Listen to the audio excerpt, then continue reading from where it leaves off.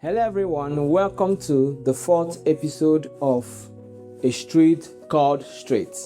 A Street Called Straight is a 12-week series we are doing on the life of Apostle Paul, as in his conversion story, and what we can learn from that as it applies to our life. And today, I want to take a look at a very important topic that I titled A Portrait of the Suffering Lord. Now, this is where this whole story gets interesting. Yes, a light struck Saul down from his horse. We have looked at it the last time. And then a voice spoke out of that light. It says, Saul, Saul, why are you persecuting me? Why are you hunting me? Why are you after me? And that is where the whole subject begins to get very interesting. Because when we hear the story of what Saul was doing to the church, how he was persecuting, how he was killing, how he was causing problems for the church of Jesus, the natural question we want to ask is, what did Jesus do about it? And most times when the question of the persecution of the church comes up, that is the question in the minds of people, both unbelievers and believers alike. Everyone is asking, is God not all-powerful? Is God not almighty? Why is he not doing anything about his church that is passing through the hands of wicked people who are persecuting them? Why is he not rescuing the church? Why is he not, stopping the enemy and all that? And sometimes as you think about it, you tend to begin to feel that the Lord is absent from his church, that the Lord does not care about his church. In fact, depending on the side to which you lean, some people begin to have this image of God who is a clockmaker, who after making his clock leaves it to run without any intervention. And so they believe that God has finished creating this world and set his principles, and it's up to you to make the world work for you. Now, that is not the perfect truth. When I was growing up, I was made to understand that God is interested in my life, He's interested in my future, He's interested in every aspect of my life, He's interested in the things that I'm going through. But as I grow older and I meet different kinds of preachers, I begin to see a situation where somebody is telling you God does not care. You better rise up and do something about your future, something about your destiny, that God does not care whether you are suffering, God does not care what pains you are going through, God does not care. And that thing keeps pondered about over and over and over again. But here is Jesus confronting the chief persecutor of his church. And he did not say, Saul, Saul, why are you persecuting my church? He did not say, Saul, Saul, why are you persecuting the people that I love? He said, Saul, Saul, why are you persecuting me? Why are you hunting me? Why are you after me? And even when Saul turned to him and said, who are you, Lord? He said, I am Jesus who you are hunting. I am Jesus who you are persecuting. I am Jesus who you are after his life. Now, what does that mean? Jesus Christ is not saying you are hunting my church. He's saying you are hunting me. That means that he's identifying with the sufferings of his church. He's identifying with the pain that his church is passing through. And he's saying, whatever you are doing to my church, whatever you are doing to my people, you are doing to me. And whatever pain that my church is feeling, I am feeling it too.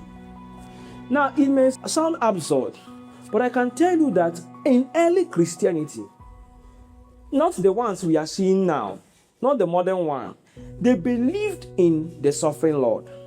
In fact, I remember reading Madame Guyon, a book she wrote, said, even today, Jesus still loves and suffers. That was the title of a book written by Madame Guyon, centuries ago. The early church believed in the suffering Lord.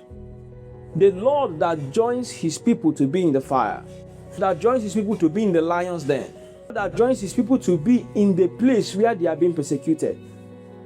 That is exactly the first matter that burdens my heart. That the Lord says, I'm not absent from my church. I'm not absent from what they are going through. I'm present in the fire. I am present in the lion's den. I am present in the pain, and I'm in it with you. That should give the church comfort as we go through this journey. Our government may not do the best for us. They may not be there for us. And so many things are going on. We are wishing we can do better, we can fight better. But no matter how we are wishing, no matter the pains we are going through, it is important for us to understand that we serve a Lord who understands us, who feels our pain, and is there for us. That is principle number one. Now, if He's there for us, why don't He deliver us? Now, that is another matter that is a critical issue of discussion. It is not every time that the Lord rescues from fire. It is not every time that He rescues from the lion's den. He did not promise us that it is every time that He will stop the souls of this earth from carrying out their intention. But there's one thing I can be sure of, that it is every time He's with us in the fire. He's every time He's with us in the lion's den.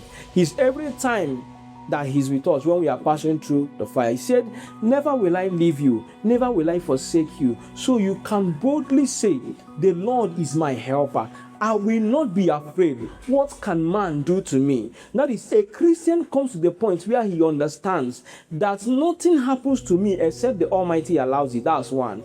And that even in the midst of my pain, in the midst of my fire, the Lord is with me. Say, when you pass through the waters, I will be with you. When you pass through the fire, I will be with you. That is His promise to you. And listen, it does not mean that every time He will deliver you. Sometimes you will die in the fire. That is the blood and truth. Sometimes you will die in the lion's den. But you see, the Bible says, blessed are those who die in the Lord from now henceforth. Say, for they shall rest, says the Spirit, from their labors, and their works do follow them. That is to say, for a child of God, there is no loss. Whether the Lord delivers you from the fire, or He allows you to pass through the fire and enter into glory, you can be sure of one thing, that He is with you through it all. Whether for salvation as in this earth, or for salvation as in bringing you into glory. So I bring this word to say to any believer that is listening to me currently, you are passing through one challenge in your life, one difficulty in your life, you are passing through a temptation, you are passing through a pain. Now listen, I did not say don't pray for deliverance. See, you are supposed to cry for deliverance. You are supposed to pray and say, Lord, I don't like what I'm going through. Deliver me. You are supposed to, if there's a possibility, if there's something you can do to be able to come out of your situation. Sometimes Jesus Christ will say, if you are persecuted in this city, flee to the next. You know, that kind of thing. So if there is something you can do and you are permitted by the Spirit of God to do it, that's fine. Go ahead. It is not lack of faith to do it. But at the end of the day, don't let anybody school you that God does not care. Don't let anybody school you that the power of Satan is greater than the power of Jesus. He can confront any Saul. He can confront any lion. He can confront any fire. Why He does not always do it is one of His prerogatives as the Almighty. But our work as human beings, our work as His church on earth is to trust Him, that He is our salvation. Whether He saves us here on earth or He brings us into eternity, He is our salvation. And for whatever you may be passing through, for whatever that might be going on in your life, I want us to go with this assurance that even till today, in northern Nigeria, in southern Nigeria, in every part of the nation and the world beyond us, Jesus still suffers with His church. And at the end of the day, the church that suffered with Him will surely participate in His glory. The Lord will help us. Thank you for listening, and see you again next week.